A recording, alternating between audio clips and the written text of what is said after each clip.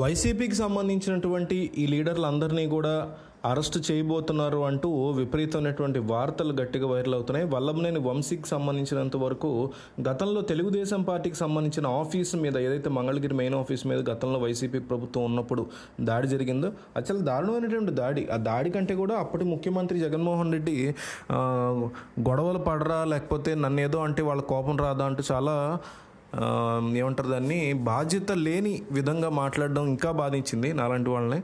ఆ ప్లేస్లో చంద్రబాబు మాట్లాడిన సేమ్ అప్లై అవుతుంది ఆయనకు కూడా.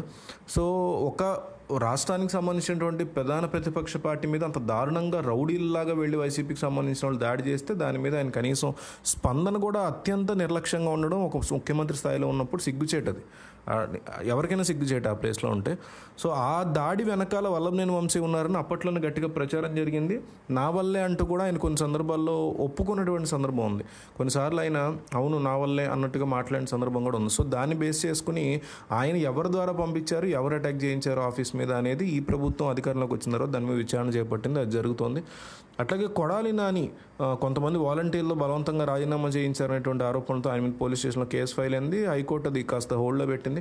అట్లాగే ఒక లేడీ సూసైడ్ చేసుకున్నారు ఆ ప్రాంతంలో అనేటువంటి మాట వినిపిస్తోంది, గుడివాడ ప్రాంతంలో. అట్లాగే దీంట్లోనే వాసుదేవరెడ్డి అనేటువంటి వ్యక్తిని కూడా ఇన్వాల్వ్ అయినట్టుగా చెప్తున్నారు.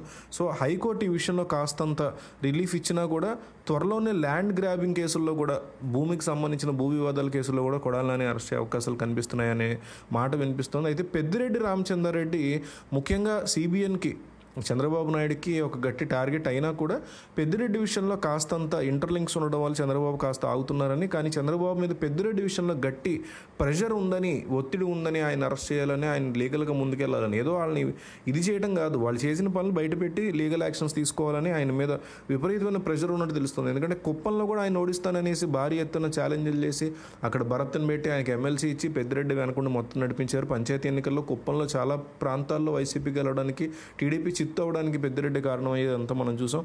అయితే తెలుగుదేశం పార్టీ క్యాడరు ఒక నెల రోజులైంది అధికారంలోకి వచ్చి మా పార్టీ, కానీ ఎవరి మీద లీగల్ యాక్షన్ తీసుకోవట్లేదు. వాళ్ళు చేసిన తప్పులకే కదా తీసుకోమంటున్నాం.